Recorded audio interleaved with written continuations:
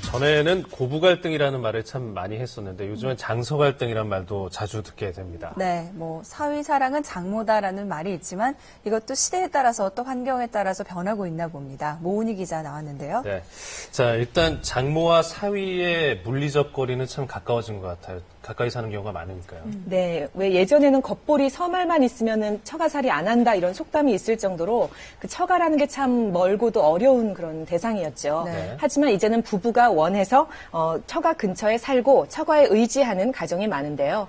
맞벌이를 하느라 살림이나 자녀 양육을 도맡기 어려우니까 친정엄마나 장모님께 도움을 받는 거죠. 그런데 처가와의 교류가 잦아지면서 예전의 고부 갈등이 아닌 장서 갈등, 그러니까 장모와 사위 간의 갈등을 호소하는 가정도 늘고 있다고 합니다.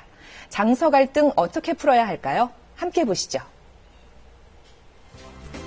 최근 인기리에 방영되고 있는 주말 드라마죠.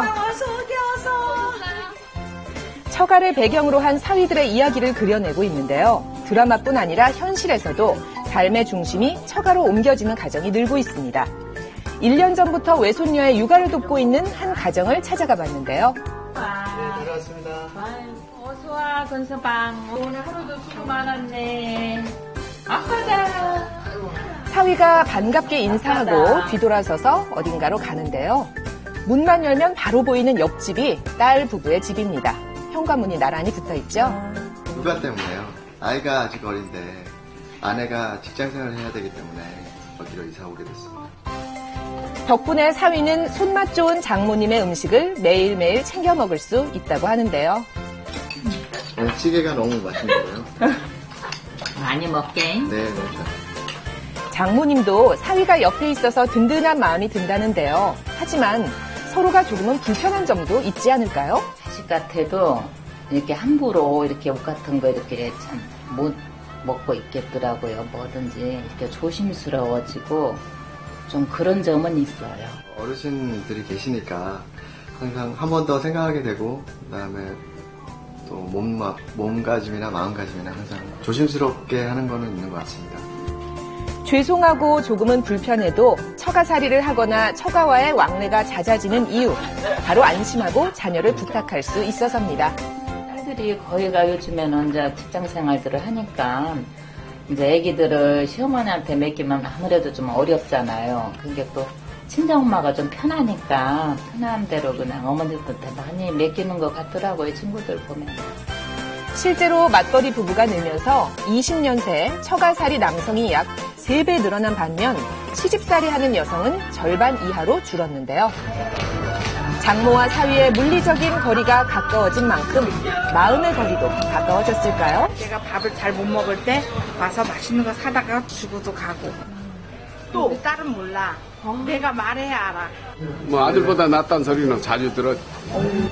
하지만 반대로 갈등도 많아졌다는데요. 장서 갈등으로 하면은 이제 두 가지 의미가 있을 수 있을 것 같아요. 그러니까 장모가 사위를 구박하는 경우도 있고요.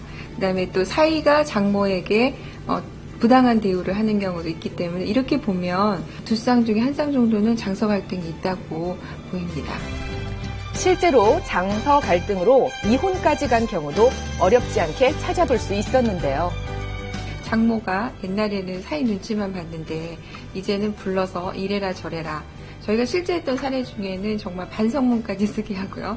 그것도 한 장이 아니고 수십 장이었습니다. 사위에게 얼차례를 시킨다든가 이렇게 머리 박고 벌서게 한다든가. 그렇다면 장서 갈등이 생기는 이유가 뭘까요? 먼저 사위들에게 물어봤습니다. 싸우면 싸우는 거는 각자 해결하게끔 내용이 좋으면 하는 말이에요. 중간에 많이 끼어드시죠. 그러다 보니까는 제가 집에 들어가서 길을 많이 못 가요. 사위들이 생각하는 갈등의 이유는 1위가 장모의 지나친 간섭, 2위가 인격 모독이나 무시하는 태도, 그리고 경제적인 의지 순이었는데요. 그럼 장모님들의 생각은 어떨까요? 전화 자주 했으면 좋겠어. 전화를 안 해. 딸한테 잘해놓은 건 제일 그게 소원이야. 장모가 생각하는 갈등의 원인은 1위는 딸을 고생시킬 때, 2위는 살림을 지나치게 의존할 때, 3위는 경제적 지원을 바랄 때였습니다. 그럼 장모와 사위, 그 사이에 놓인 딸은 각각 어떤 노력이 필요할까요? 우와, 맛있겠다. 아니 이거 다 당신이 차린 거야? 잘 잤나 박서방? 팬티 바람인데 장모님이 나타나셨어요. 빨리 들어가셔야죠. 혹시 딸의 삶에 지나치게 간섭하고 있지 않으신가요? 자기 딸은 자기처럼 불행하지 않고 좀 행복했으면 좋겠다라는 어떤 기대가 있고 그 딸을 자신과 이렇게 투사를 하는 경우들이 많이 있어요. 두 사람 사이를 이렇게 참견하고 접근함으로써 둘 사이는 점점 더 멀어질 수밖에 없습니다. 솔직히 자기랑 결혼하고 제일 힘든 게 뭔 줄 알아? 바로 장모님이야. 참는 것도 한계가 있다고. 나도 더 이상 못 참아. 사위는 혹시 장모님의 도움을 당연하게 생각하고 있나요? 엄마가 나에게 해줬던 것처럼 장모님이 나에게도 잘해줄 거야 라는 기대를 하고 있습니다. 그러다 보니까 이제 당연히 그 도움을 받는 건 너무너무 당연하다고 생각하는데요. 보답을 충분히 해주시고 감사한 마음을 많이 표현해 주신다면 두 사람의 갈등은 훨씬 더 좁혀지지 않을까요? 딸의 역할도 물론 아주 중요하겠죠. 어머니에게 남편의 흠이나 부부의 일을 사사건건 얘기하는 건 피해야 하고요. 남편이 처가 스트레스로 힘들어한다면 남편의 이야기에 귀를 기울여주는 지혜가 필요합니다. 또한 시대가 변한 만큼 부부 모두가 시댁과 친정을 동등하게 대하는 건 아주 기본이겠죠. 이제 이틀 뒤면 추석 연휴인데요. 이번 기회에 서로 조금씩 배려하고 장모님에게 또는 사위에게 고마움을 표현해보는 건 어떨까요?